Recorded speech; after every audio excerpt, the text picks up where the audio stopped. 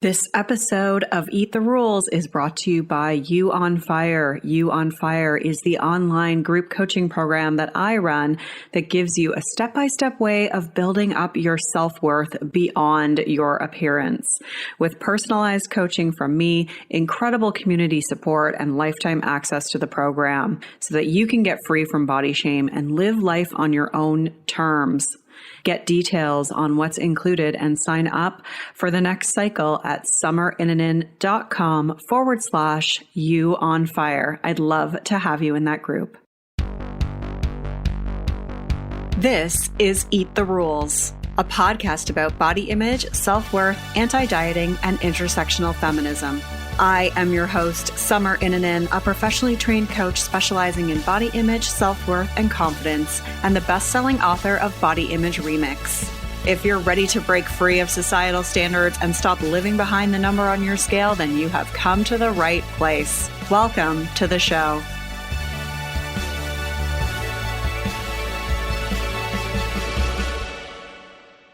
This is episode 232, and it's the final episode of season 7 of Eat the Rules.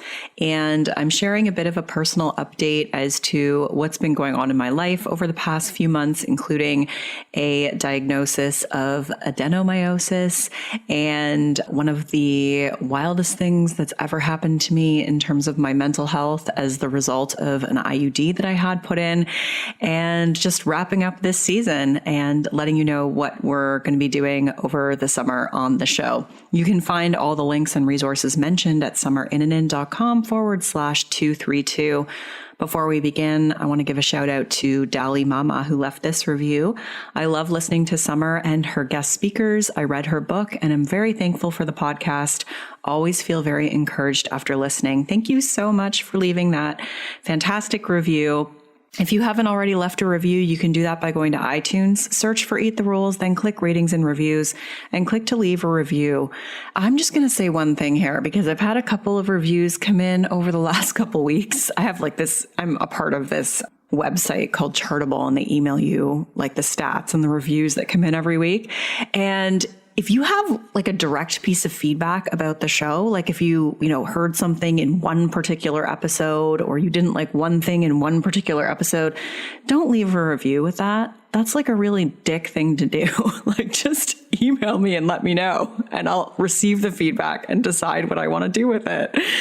But I've had a couple people recently be like, this episode and like, blah, blah, blah about one thing that I said. And it's like, why would you leave? Like, what would motivate you to do that other than just being an asshole? And I'm not going to apologize for saying that. But, if you have feedback, you can do it in a like more constructive way so that you're not like actually hurting the ratings of the show. And so anyways, if you haven't left a review and you want to counteract some of that bullshit that I have to deal with, please go and leave a kind review for the show if you enjoy what you learn here. It's not going to be perfect. It's not going to be for everyone. You can choose to fast forward. You can choose to listen to different podcasts. I'm not for everyone, and that is totally okay. And if you do like the show, you can subscribe to the show via iTunes or whatever platform you use to listen to podcasts. And if you haven't already done so, you can get the free 10-day body confidence makeover at summerinnanen.com/freebies with 10 steps to take right now to feel better in your body. I was out for dinner last night with my friend Vinny, and we were talking about these reviews that come in, and they were saying, you should just read those on the air and then respond to them. And I was like, well, maybe I will, but I don't know. I'm just kind of over it. I just don't have the emotional bandwidth, but I just wanted to give an overall message to people that you can access me via email or DM. It's pretty easy. I will read your message if you do have feedback. And if I take it, I take it. If I don't, I don't. So this is the final episode of this season of the podcast. I've done probably the most new episodes in a season since the inception of this podcast. I actually stayed pretty consistent with a schedule this year, which I'm really proud of myself for. And I want to thank everyone for listening to this show. We've had a lot of downloads this season, which is fantastic to see. I'm just so thrilled that there's so many new listeners or people listening to things over again. And I'm so grateful to have you here. I really, truly am. And so over the summer, what we're going to do is I'm going to be doing some best of episodes, particularly the body image series. So I'm just going to be re-airing some of the best of so that I can take the summer off of producing new episodes, and then I'll be back in the fall with new interviews and new episodes. And so the way I wanted to wrap this up was just to give you a bit of a personal update in the hopes that maybe sharing my story might help somebody else going through something similar. And just so you kind of understand what's been going on behind the scenes. When you have a public profile, I think I don't know what you think of me, to be honest, but maybe you think my life is perfect, but it's not. So I wanted to just share some of the stuff that I've been struggling with and dealing with behind the scenes and just be a little more transparent about it. I don't want to go into too many of the detail. I was going to go into like all the details, and then I decided, no, I don't think I need to go into all the details, but I'll give just a little snapshot of it, and hopefully it helps somebody else. And then if you're listening to this and this is helpful to you, or you want to know more, then please reach out to me, because I felt very alone in this process. It took a lot for me to kind of find answers and people who had similar experiences to what I went through. And so, yeah, I guess to kick it off, I was diagnosed this past year with something called adenomyosis. And adenomyosis it's very similar to endometriosis, except it is inside the wall of my uterus. So it happens when the tissue that normally lines the uterus, the endometrial tissue, grows into the muscular wall of the uterus. So I have a very angry uterus, so to speak. And this came about because I suffer from extremely painful periods. So when I get a period, I'm in excruciating pain for about 7 days before I actually get my period. And it's mostly at night. During the day, I can manage it with like Tylenol, Advil. At night, it's really bad. So at night, I have to wear a heat pack. So what I have to do is they sell those, like, I think they're called Thermacare heat packs. They're meant for your back, but I wear it the reverse, and I have to wear that over my uterus to be able to try to get through the night with minimal pain. And that's how I've been living my life for the last year, because I was pregnant for a while last year, and then we lost the baby. So for the last year, I've been living my life like that. And then prior to having a baby, I also struggled with this. And so I've always had like heavy or irregular periods. I was always on hormonal birth control, on and off of it. There was a huge period of time in my life where I didn't have a period, so I didn't have to worry about this. That was not for good reason. It was because of my disordered eating and excessive exercise, but man, was it nice to not have a period. In hindsight, in any event, with pregnancy, with having to kind of come off all hormonal birth control, that's when this issue really came to light back in 2017. And I didn't get a diagnosis until this year because the wait list was so long to get into a gynecologist that the initial time that I got a referral, I ended up getting pregnant and therefore canceled the appointment because they wouldn't have been able to do any diagnostics on me anyways. So this past year, I finally got another referral. It took 9 months for me to go in to see her, saw her, and she suggested that she assumed that I had endometriosis, actually. She's like, oh, I think this is endometriosis. But she's like, at the very end of our meeting together, she said, maybe I'll send you for an MRI. Would you like an MRI? Then we can see if it's this other condition called adenomyosis, which I had never heard of. And I said, yeah, like whatever you think I should do. I just want to know what this is so that I can figure it out and get treatment to move forward. And fortunately, there was a cancellation on the MRI list, and I got in really quickly because they had said that would take another 9 months. I got in really quickly. She confirmed the diagnosis. She doesn't think I have endometriosis. I may have a little bit of it. I'm hoping I don't, because the real sort of like last resort treatment for this is a hysterectomy, which is what I have opted for. The reason I have opted for that is because, well, really, to to put it in a nutshell, I told her if I could pay someone in a back alley to just cut out my uterus right now, I would. So she said, well, sounds to me like you might be a good candidate for a hysterectomy. So I am on a list to get a hysterectomy. And that's kind of the last resort treatment, because the first resort treatment is to do some sort of like hormonal birth control again. And they typically recommend the Mirena IUD. That's the one that they generally use for endometriosis as well as adenomyosis. So I had that put in back in December. And I was so hopeful. I was like, this is going to be great. This is going to help. Like, I'm finally going to get my life back. And there's not a happy ending to the story, but I had it put in and I was really hopeful. And then about a month later, I started to experience depressive symptoms. So I have a history of depression. I was on antidepressants for many years, from about the age of 13, 14 through to my late 20s. I think I came off of them maybe when I was about 30 or something like that. And so I recognized the feeling right away. Like, as soon as I sort of woke up one morning and just felt like I had zero gas in my tank, I just felt really low. To me, it almost feels like I'm getting sick. Like, I just feel like kind of almost dizzy in a way, or just not fully like there. And so that I recognized it immediately, which I'm grateful for, because I was able to then know what exactly was happening to me. And when I talked to my doctor about it, she said, this is totally normal. It usually happens within the first like 6 to 12 weeks. It should get better. Try and stick with it. Try to just understand that this is just a hormonal thing and try to get through it. It wasn't like severe by any means. I was able to just go on with my life. I was able to, do everything I normally do. I would just like cry a lot when I was alone and just kind of feel like I just didn't have the motivation to do a lot of other stuff other than just kind of get through life. And what happened then was the cramps didn't get better as well. So they kind of reduced a little bit. So instead of being 7 days, they went down to about 5 days. One time, I think it was 4 days. So it was a little better, but overall, it hadn't really made much of a difference. And she told me that, unfortunately, with adenomyosis, the IUD only really works in about 60% of individuals. So unfortunately, I was in that 40%.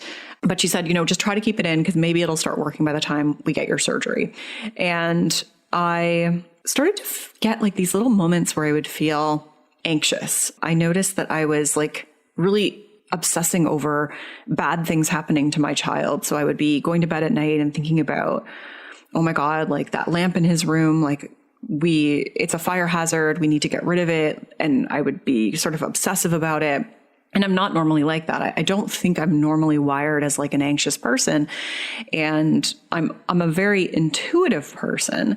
And so I thought the threats were real. So what, in hindsight, I know now was actually the beginning of anxiety was, at the time, I thought it was my intuition. And I truly believed something bad was going to happen. And I just chalked it up to, I don't even know, like just being stressed, or like we had a terrible winter here. Like it was just gray and raining all the time and cold. And so I just thought, I don't know. Really. I didn't really overthink it, because it wasn't debilitating my life in any way. And then around the time of May, I got a call and they said, your surgery is going to be the beginning of June. And I was really happy about that, but I immediately started to have the worst anxiety. All I could think about was that I was going to die from this surgery. And I started to have panic attacks. I started to just have these moments where like my heart would be racing. I would feel dizzy. I would get hot. I would feel like I was going to pass out. I honestly thought I was going to just have a heart attack and die. And I was like, what is going on with me? Like, could this be hormonal? Like, is there something here? So finally I Googled anxiety and IUD, and that's when I made the connection. And I was like, oh my God, like this hormonal IUD, this Mirena IUD has given me terrible anxiety.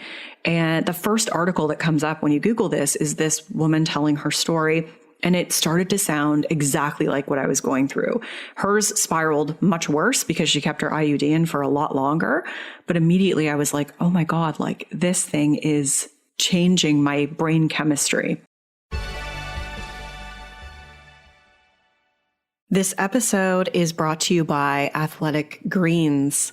Their product, AG1, is something that I use every day. I started taking AG1 because I don't have time to always eat a wide variety of foods. And with my son in daycare, I need my immune system to be functioning as best as it can. And AG1 saves me from taking multiple different supplements. With AG1, I can have one drink, and I know I'm giving my body its best chance at better immunity and energy. With one delicious scoop of AG1, you're absorbing 75 high-quality vitamins, minerals, probiotics, and adaptogens to help you start your day right. This special blend of ingredients supports your gut health, your nervous system, your immune system, your energy, recovery, focus, and aging. It's got a mild tropical taste and goes down easy. What I love is that for every purchase, they donate to organizations helping to get nutritious foods to kids in need, including No Hungry Kid in the US. As well, they are a climate neutral certified company. To make it easy for you listeners, Athletic Greens is going to give you a free 1-year supply of immune supporting vitamin D and 5 free travel packs with your first purchase. All you have to do is visit athleticgreens.com/emerging. Again, that is athleticgreens.com/emerging to tend to your health and arm your immune system in an easy and convenient way. And because the surgery was coming up fast, I decided, my doctor was just like, just keep it in. Like, if you want, I'm going to prescribe you some Zoloft to just get you through to the surgery. And so I didn't start taking it at the time because I was like, it's just a couple weeks. Then unfortunately, a few days before I was supposed to have surgery, my surgery was canceled because my heart rate was too high because I had had COVID in April. And the hospital has a rule that they can't do surgery unless it's been 7 weeks post-COVID. And I was just on the borderline, but one of my blood markers indicated that I was at a much higher risk for blood clots as well. My heart rate was higher. And so as a result, she said, I'm sorry, Summer, like, I just think it's just not worth the risk. It's not like this is like a deadly condition that you have. It's something that, we need to just wait on a bit longer. And so as disappointed as I was, a part of me was also like, well, that's good, because I honestly thought I was going to die from the surgery. So maybe this was meant to be. But in any event, I was like, okay, well, I'll just hang on a bit longer. And then the panic attacks really started to spiral. Fortunately, I had actually blocked time off work because I thought I was having surgery. So I sort of took a few days and I left those days clear. And that coincided with when the panic attacks got really bad. The anxiety was really bad. There were a couple days where I was unable to leave my house. My husband had to do everything with my child. At that point, I started taking the Zoloft because I was like, this is really significant. This is severe. One morning I was sitting there at the time that this happened, those couple days that it was really bad. And I looked at my husband in the morning and I was like, I think I might need to go to the hospital. Like, I think I might need to go to the psych ward. Like, I don't know what's happening to me. And I can't get out of this state of panic. Like, I just felt so panicky. Like, my heart was just racing and and I was so terrified of having another panic attack. And I was afraid to be alone with my son. And like I said, this kind of spiraled. It was just maybe 2 or 3 days that it came to a head like this. And that's when I was like, I need to get this IUD out. So I had an appointment to get the IUD out a couple days later. Fortunately, I was able to find someone who could take it out for me. And as soon as I had it out, I felt massive relief. At the same time, everything I've read, there are so many stories like this out there. From everything I've read, it can take a few weeks, a couple months for your hormones to kind of come back into balance. But just that knowing that it was not in my body anymore was super helpful. And then the Zoloft started to work. So one pharmaceutical was terrible for me. One pharmaceutical was life-saving for me. So since that happened, it's been about a week and a half now, and I'm doing so much better. I feel like I'm coming back to myself again. I feel like I'm starting to get my life back. I still have the cramps, but honestly, like, compared to what I went through from a mental health perspective, the cramps, I'm like, I think I can handle the cramps. I can handle the cramps, even though they're terrible. And when I get them again in a couple of days, I'll probably be like, oh no, but it was so awful. And I think what bothered me the most was that they really make it clear that the Mirena IUD can cause depressive side effects. That it says, I think it happens in 5% of individuals. but there was nothing there about anxiety. And I had to really look into it. I had to do a lot of Googling, and unfortunately, the pharmaceutical company denies that there's any connection between mood disorders and the hormonal birth control. But if you read people's personal experiences, there's so much evidence to refute that. And I know that the IUD works amazing for a lot of people. I have friends that have it. It works really great. I was so hopeful. Some aspects of it were positive for me. But then it just started to spiral and get worse and worse and worse. And I think another piece of this that sort of added fuel to this fire was my thyroid meds were also a little bit too high for me. I think what had happened is because of the hormone changes, because of the IUD, that kind of sent my thyroid a little bit differently. And so once I brought those down, that really helped too, because I think that was creating additional heart rate increases and adding fuel to the anxiety.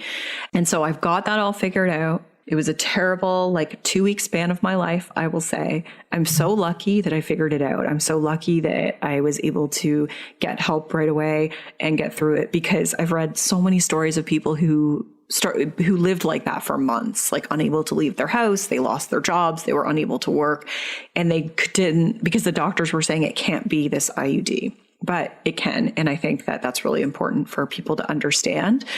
And so, looking back on it, I think the anxiety really started kind of in January and February, shortly after I got the IUD put in. But I just sort of wrote it off as stress.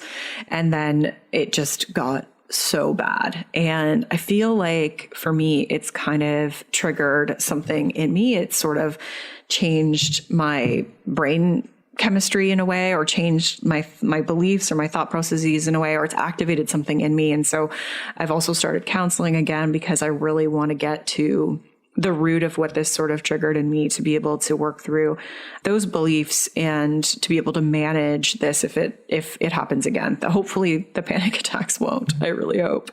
But there's still a little bit of anxiety there. And I think, like I said, it's going to take a few weeks or months for my system to regulate again. And I'm also working with a naturopathic doctor to take some hormones to just kind of reset my body or regulate my body as the other hormone comes out of it. And I just got a new surgery date for the end of July to get a hysterectomy. So I'm super excited about that. So I'm hoping that come fall, I'm just going to feel like a new person and back to my old self again, and be pain-free, and hoping that it all goes well and that this nightmare will be behind me.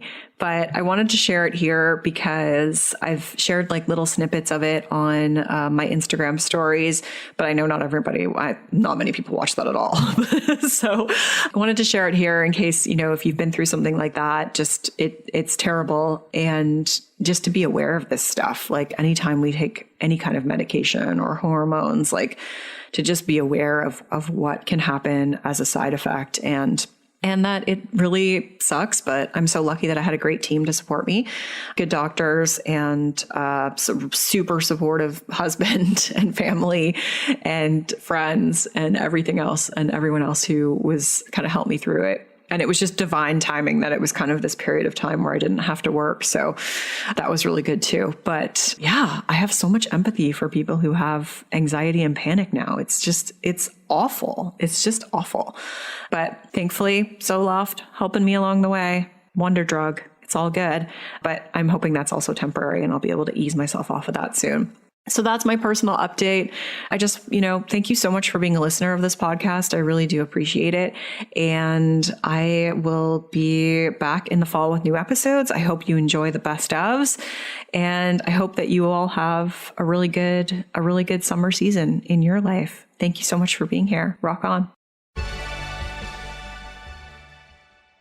I'm Summer Inanen, and I want to thank you for listening today. You can follow me on Instagram and Facebook at Summer Inanen. And if you haven't yet, go to Apple Podcasts, search Eat the Rules, and subscribe, rate, and review this show. I would be so grateful. Until next time, rock on.